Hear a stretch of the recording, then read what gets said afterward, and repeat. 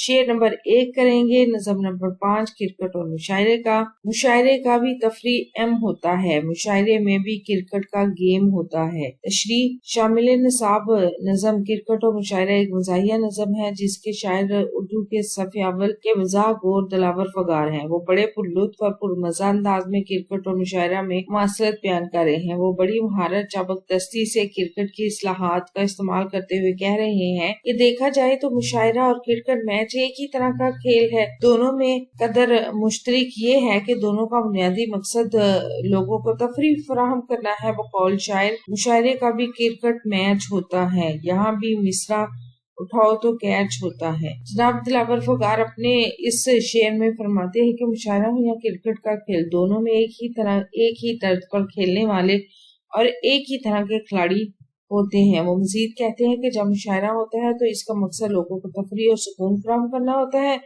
بالکل اسی طرح جس طرح کے لوگ کرکٹ کے کھیل میں تفریح حاصل کر سکتے ہیں۔